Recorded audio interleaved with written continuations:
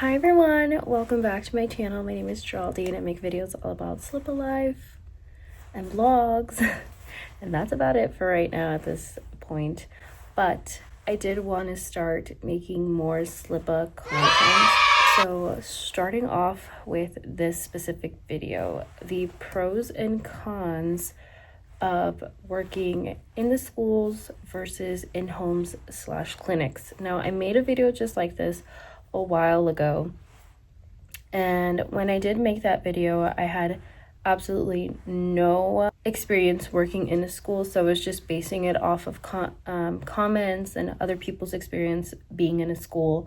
And now that I've worked in both, I have a really good understanding of what it takes to be an in-clinic / in-home SLPA versus a school SLPA. With that being said, I'm going to break up this video into two different parts. It's going to be the same video, but I want to break it up into two different parts because I think both parts are just as important as to figuring out what the pros and cons is. Because if you're watching this video, you are wanting to learn more about where should I apply. Should I apply into in-home / clinic based settings, or should I apply for the school settings? You know, there is that like where should I go kind of aspect.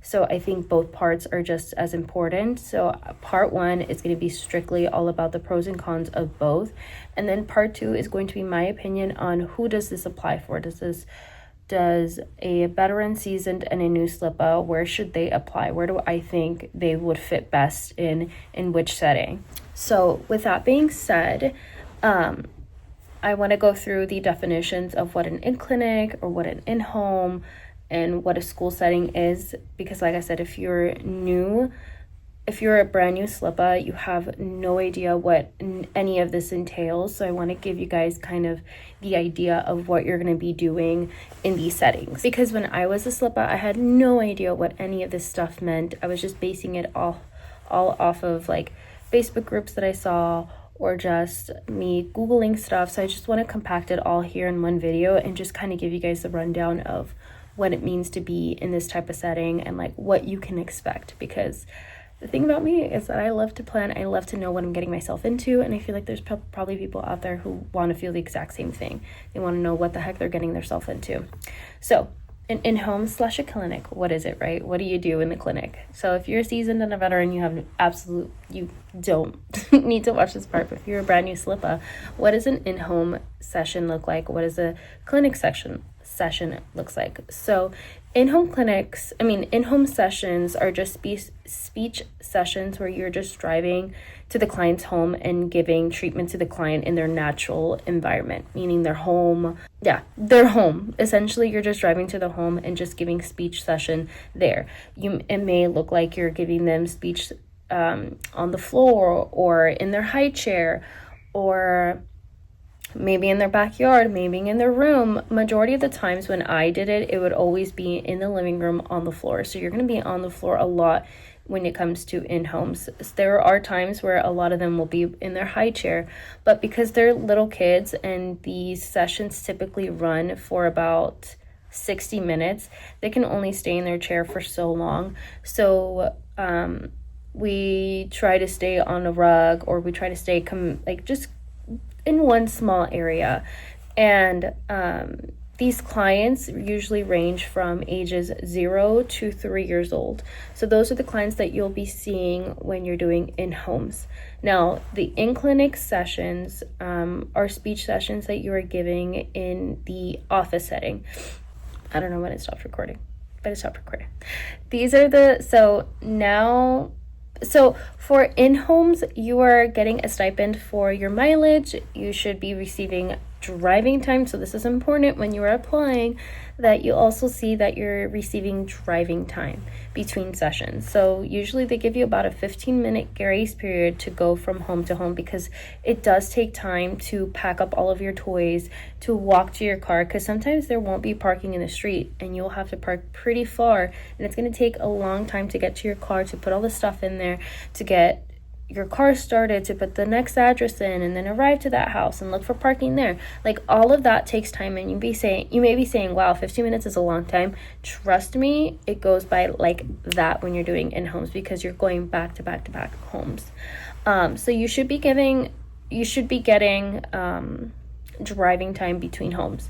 Now, the in-clinic sessions are just speech sessions that you're giving in a office setting. Just think of any office, right? Like the doctor's office, the dentist's office, just any office. That's what a clinic looks like. You'll have your own room where you'll take the clients in, and you'll have your toys in there, or it might be a shared environment too. I'm not sure. I've never worked in a shared environment. I usually always had my own room. And you'll be taking that client into your office and then just providing treatment in that room. The thing about clinics is that you'll be booked back to back, typically with a 1 hour lunch break, and you'll get no planning time and no documentation time. So that really sucks. And I'll go through the pros and cons list some more later on in this video. I just want to give you guys, again, the rundown of what you can expect for these settings. Now, the school settings. So you're giving speech at a school. That's pretty easily. So you are pulling students out of their classroom and taking them to a designated room to provide treatment. This is my room right here. I'm in my room right now, and I just take them into that little chair and then just provide treatment for them right there. So the majority of your sessions will be grouped by kids in similar ages, grades, or just working on the same type of goal. So like I said, in a clinic and in-home sessions, it's always going to be at least one-to-one sessions. No, they're always going to be one-to-one sessions. You're never going to see a grouped session unless, you're working on 2 kids in one home. But even then, you're supposed to provide one-on-one sessions for each kid, 60 minutes for each kid. While in the school settings, you're pulling 2-3 kids out of their classrooms. It's very rare when you are giving a one-on-one session.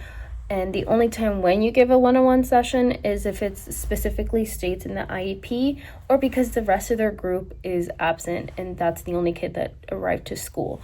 So that's the only time you're ever giving a kid one-on-one session. Other than that, you're always going to be grouped in a session. And you will be booked back to back in a school, but you will also have planning time. At least I do in my school. I have planning time, and I also have documentation time. I know there's other people with other experiences who worked in a school who don't have those, and they're being overworked, but you are supposed to have planning time and documentation time because you're working with so many students in one day. You need that extra time to be able to do that. You should not be taking work home whatsoever if you're working in a school, unless you're doing like crafts and stuff at the end of the day, and that's on your own choice. So now I want to talk about the pros and cons of working in an in-clinic and an in-home, and the pros and cons of working in a school based on my experience. Okay, this is all based on my experience and what I've felt throughout the years of being a seasoned SLPA. So you can have your opinion, and if you have other pros and cons that you would love to share with the class, please go ahead and write them in the comments, because honestly, everyone can benefit from this. So okay, the pros and cons of working in an in-home/clinic. So the pros are that you have flexible scheduling. That is the number one thing that they always brag about, flexible scheduling, flexibility. You have that flexibility in your schedule. You can make up your own schedule. You can start whenever, you can stop whenever. That is the number one thing that they present to you as a benefit. This is what you get. And mind you, yes, you get flexibility, and I miss that so much, but we'll talk about the cons in a bit. So number 2 is you get a later start time. In a school, you're starting at 7:30, 8. In the clinic setting, you're starting later in the day. You're starting around 9 o'clock, depending, on your flexible schedule and what time you wish to start. You get year-round pay. Okay, you're working year-round. There is no spring break, there is no winter break, there is no summer break. You're working year-round, which is a good thing because that means you get paid year-round, which who doesn't want to get a consistent pay? Who doesn't want to get consistent paychecks? Rent is due every single month, and if you're not working a certain amount of time, you're not getting paid a certain amount to be able to pay for your stuff. So there is some sort of consistency in terms of work. You do get to work year-round.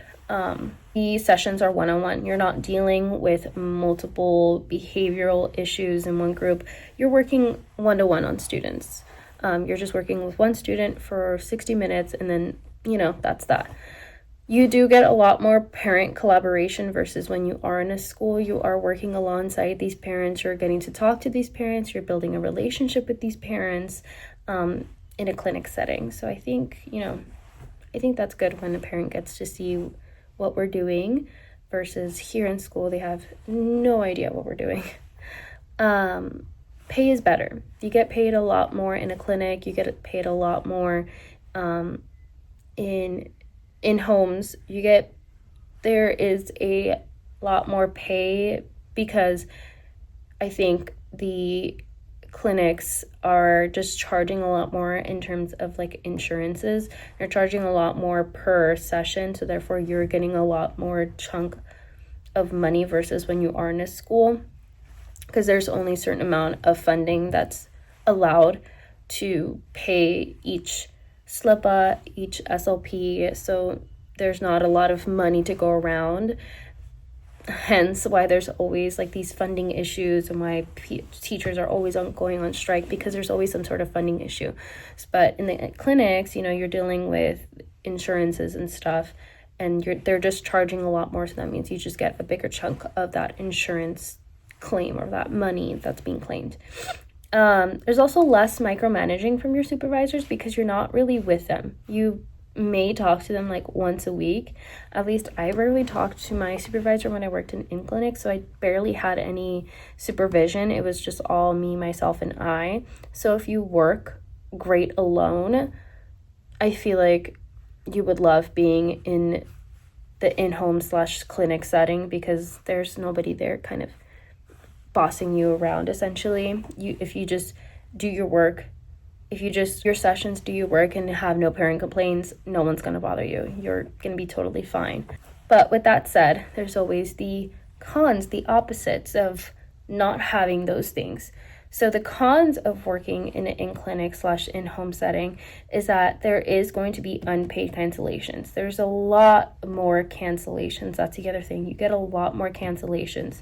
While in a school, if the kid doesn't show up, you're still getting paid regardless. If you have a group, you're still getting paid regardless. Like right now, I should have had a group at 9:30, and the other SLP ended up taking that group because we're going back and forth with this group.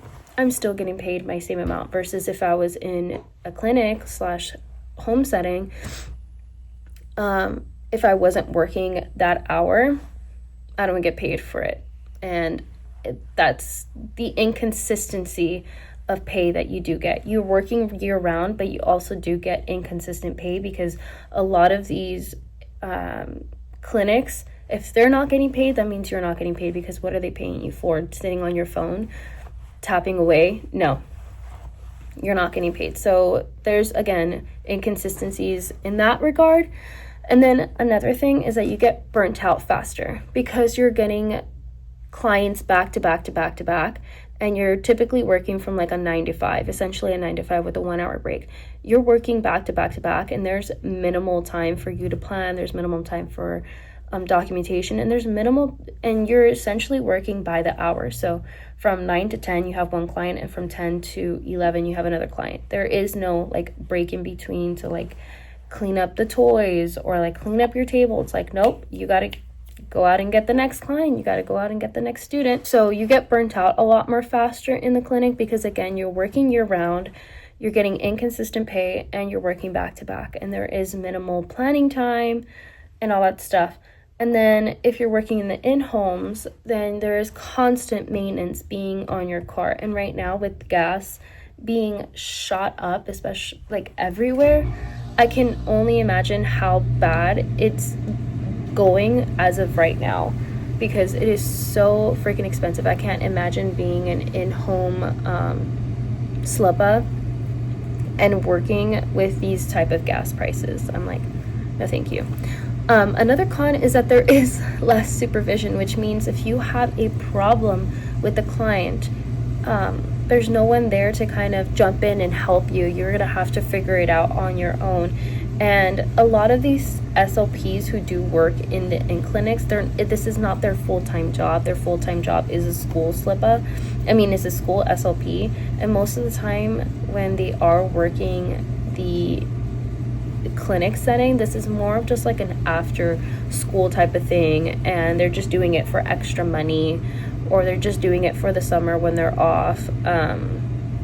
So it's not something that a lot of them don't really take it that serious. Like, they really don't.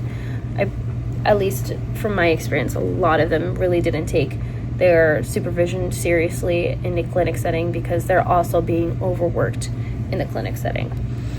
So, and now that we've gotten through that portion, let's go ahead and get to the pros and cons of the school setting. The pros is that there's breaks. We have summer break, winter break, Thanksgiving, spring, and all the holidays that you can think of. We have a break for it.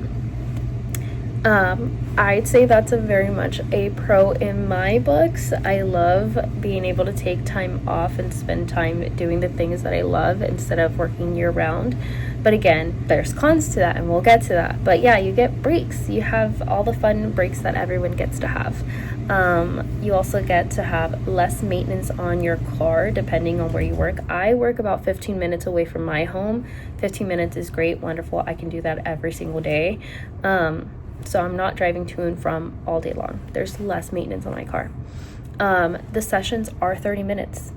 I pick up the kids if the kids are having problems, if we're just not, sitting well, if we're not behaving well. I just have to deal with them for 30 minutes and they're right back into the classroom. I don't have to be with them for a whole entire hour and deal with them. It's like, nope, 30 minutes and you're done. The other thing about being in a school is that everyone is kind of like all hands on deck. There's more hands-on supervision. There's more hands-on in terms of like teacher collaboration. At least in my experience, that's what I've had. My supervisors have been really great so far. And we'll get to the cons when it comes to supervision here in schools. But in terms of like collaboration with like the students, if I do end up having some sort of like behavioral issue, they're going to be there to jump right on it. There's so much collaboration. There's behavioral aides, there's psychologists, there's admin who help you, and your supervisors to kind of jump in and help you, versus when you're in home. Sometimes it depends on the parent whether or not they want to help you. Like, the kid could be kicking, crying, and screaming, and then they'll turn around and say, like, that's your fault, you triggered them. So the cons is that you have to plan a lot more. Okay, there's more students that you have to work with, and there's just a lot more planning that you have to do here versus like when I was in the in-home. All I had to do was just think of like a toy that I wanted to play with that kid for that day and would be good to go. Here, these kids need a lot more stimulation. You need to kind of like think on your feet a lot, and it's just it's very, very different here in the schools. You just have to plan a lot more, and planning a lot more crafts, and planning a lot more of like, okay, this kid is working on this goal, and how do I do this? I apologize for the scenic change of this video. However, by the time I got to the last portion of this video, my supervisor ended up walking in, and I was not about to film in front of her, so I had to stop. But we're here now. So I think I was onto like the cons of the schools. So like I said, there will be inconsistent pay because of those breaks. If you are through agency and not direct hire, where you are salary and you're being paid hourly, you're gonna get inconsistent pay when it comes to the schools, and that's the thing that's kind of hurting me the most as of right now. I mean, I live way under budget. I live within my means, so even if I were to work basically part-time during the summer, which I do, I should be okay because I have my savings. But if a regular person who has like a mortgage to pay and working the summers and you're just getting paid, and you're working the regular school year through an agency and all you're getting paid is hourly and not salary, then you know that during those months you're going to struggle when you do have a break. So that's the only unfortunate part when it comes to the schools. But if you manage your money correctly, which it's really hard to manage your money nowadays, if you manage your money correctly and you live within way under your means, you should be able to survive as long as you're gonna live comfortably, but you're not gonna live lavishly. So the last con when it comes to working in a school is that you're just gonna gamble with your supervisors, because you're gonna work side by side with them, and if you do not like them, you're gonna struggle, and it's gonna be really hard, because that's what ended up happening to me last year. Mind you, I'm working with the same supervisors that I had now, but last year we were just all very stressed, because I was a brand new SLPA working in a school, and they were just really, really backed up. And when it comes to their reports and like initials and all that stuff, like I entered in the middle of the school year and we were just fucked. This year is a lot more better, but last year we struggled together so badly. And mind you, I worked side by side with them, so I was literally crying to work all the time, just wishing I didn't have to go into work. But now this year is a lot more better, just because I've gotten better. The way that they switched support for the SLPs have gotten better. So all in all, things have been better, but not everyone has that same situation. Things from one year to the next may not get better, and you just may not get along with your supervisors, and you're going to take a gamble with that. So if you're tough with people, working in the schools might be a little hard for you. Okay, so part 2 to this series, which is where should you apply? I believe, and this is personally in my opinion, if you are a seasoned / veteran SLPA, if you have been working a good while in this field, I'm going to say 3+ years in this field, I feel like working in the schools is better in my opinion, because it's less taxing on your body and on your mind and on your car. In the schools, you really get a deep dive on all the types of disorders. You get to work with a variety of students at all types of ages, and you just get to learn more about the field when you are in the schools, because when you're doing in-homes, you're just getting the same type of kids. The kids who have speech delays, they're working on the same words, they're working on the same sounds. It's all kind of the same goals, copy and pasted. So you can get a good understanding of what to do with the little ones. But once you're in the schools and you're battling like ADHD, and you're battling this disorder and you're battling that disorder, like I have a student currently who has selective mutism, and I've never worked with a student like that before, so I'm learning the ropes on that. Like, you really get a deep dive for this field, and you wouldn't be able to do that if you just worked with the early intervention population.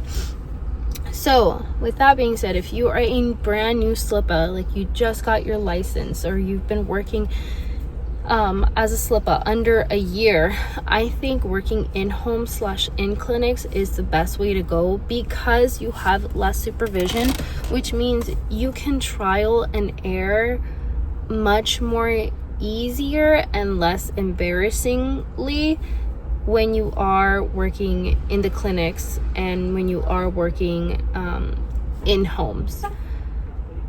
And the other thing too is that when you work in the in-home / in clinics, like the parents who come in have no idea what you're doing. They're there for the first time. They're getting speech therapy for the first time.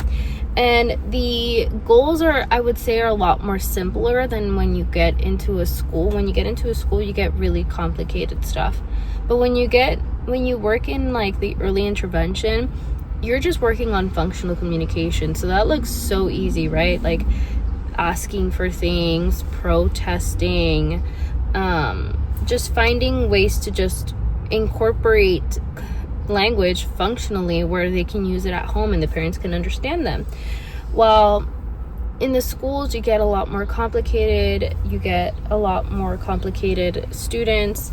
And if you're a brand new SLPA with no experience and jumping into the schools, your head's gonna explode, because that's what happened to me. And I had already been working in the field for about 2 years. My head exploded because I was like, what is all this new information? But because I had a little bit of experience under my belt, I was able to finesse my way into learning, versus if I was brand new and I had no idea what the heck I was doing. So I think when you're a brand new SLPA, that is the perfect way to go, is in the in-homes, in clinic, and I feel like that's the place to apply. Now, do you have to follow with what I say? Absolutely not. You could apply wherever you feel like you will fit best with. These are just my opinions, and if you're kind of lost on what to do, this can kind of help you like weigh out your cons and your pros and kind of give you an idea like where to step your foot in. And this is more than anything just for you to just take in. It's just information to take in, nothing to really make action on and make a final decision on. It's just something to kind of help you elaborate on the thoughts of like, where do I go? What do I apply? Which one's better? Kind of thing. So yeah, I really hope you guys enjoyed this video. I really hope it was helpful. If you guys found it helpful, and if you guys have any other information that you would like to know, or information you would like to give to people out there who need this help, feel free to write it down in the description below. And if you have any other video ideas and things that you guys are just stuck on, I will be more than happy to address them in the next video. Other than that, I hope you guys enjoyed watching, and I'll catch you guys in the next one. Bye.